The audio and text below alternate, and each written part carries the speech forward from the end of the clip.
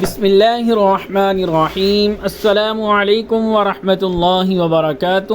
آج کی اس ویڈیو میں ہم ان پس پردہ حقائق کے بارے میں ڈسکس کریں گے جو کہ عام طور پر لوگوں کی نظروں سے اوجھل ہوتے ہیں۔ اگر ہم نے ہوائی سفر کرنا ہو تو ہم لوگ آسانی کے ساتھ جہاز میں بیٹھ کر ایک جگہ سے دوسری جگہ پر چلے جاتے ہیں، لیکن اس کے پس پردہ کون سے لوگ محنت کرتے ہیں ان کے بارے میں ہمیں کوئی بھی معلومات حاصل نہیں ہوتی۔ مثال کے طور پر اگر ایک ہوائی جہاز کسی بھی ایئرپورٹ پر لینڈ کرتا ہے تو لینڈنگ کے فوراً بعد جیٹ برج کو جہاز کے ساتھ کنیکٹ کیا جاتا ہے، جس کی وجہ سے مسافر آسانی کے ساتھ جہاز سے نیچے اترتے ہیں اور اس کے فوراً بعد مسافروں کا سامان ان لوڈ کیا جاتا ہے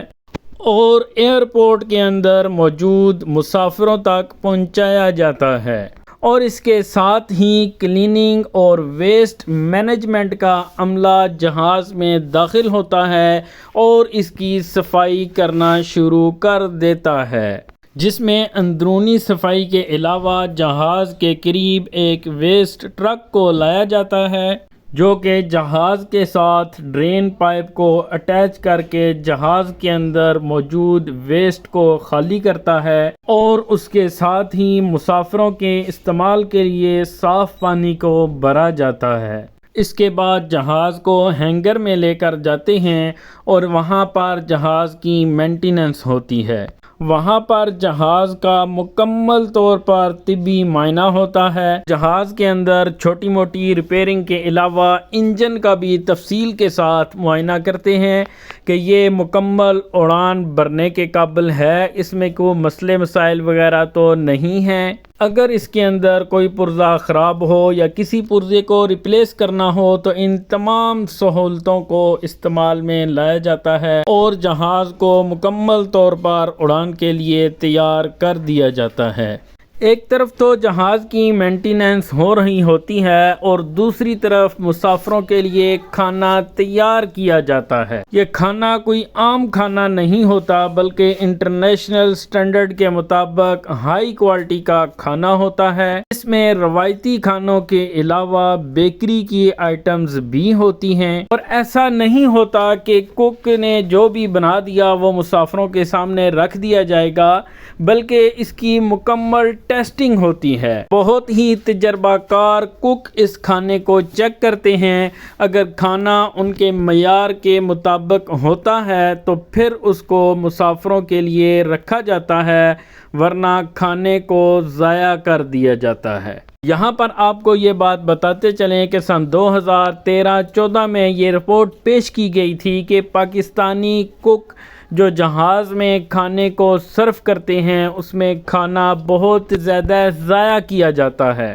اس رپورٹ کے آنے کے بعد پاکستانی ایئر لائنز نے بہت اچھا رسپانس کیا اور کھانے کو ضائع ہونے سے بچانے کے لیے بہت سے اقدامات کیے۔ پہلے نمبر پر انہوں نے کھانے کو کم کوانٹٹی میں تیار کرنا شروع کر دیا، اور دوسرے نمبر پر جو کھانا بچ جاتا تھا وہ واپس ٹرالی میں پیک کیا جاتا تھا۔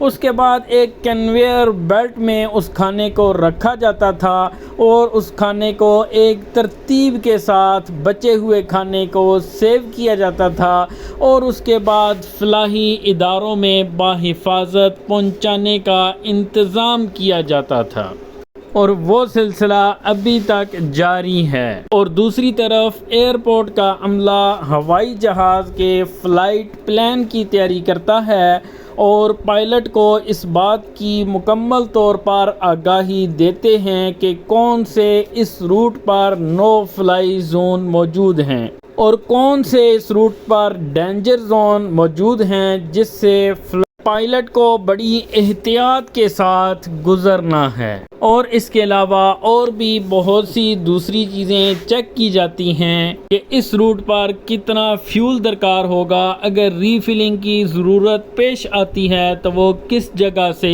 ہو سکے گی۔ چھوٹی موٹی تمام مینٹیننس مکمل ہو جانے کے بعد ہوائی جہاز کو ہینگر سے باہر نکالتے ہیں اور وہ اپنی اڑان بھرنے کے لیے تیار ہو جاتا ہے۔ جو لوگ مسافروں کو ایئرپورٹ پر چھوڑنے کے لیے آتے ہیں وہ بھی واپسی کا راستہ لیتے ہیں۔ ایک طرف تو مسافر اپنی امیگریشن مکمل کرواتے ہیں اور دوسری طرف جہاز کا عملہ مسافروں کے سامان کو ہوائی جہاز میں لوڈ کرتا ہے اور دوسری طرف جہاز کے عملے کی حاضری لگائی جاتی ہے اور ان کی فزیکل فٹنس چیک کرنے کے بعد ان کو ڈیوٹی پر مامور کر دیا جاتا ہے۔ مسافروں اور ہوائی جہاز کے عملے کے سوار ہو جانے کے بعد صرف ایک چیز باقی رہ جاتی ہے، وہ ایئر ٹریفک کنٹرولر کی کلیئرنس ہے۔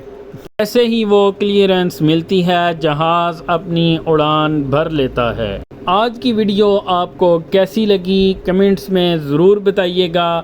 اپنا اور اپنے اہل خانہ کا خیال رکھیے گا۔ اجازت دیجیے، اللہ حافظ۔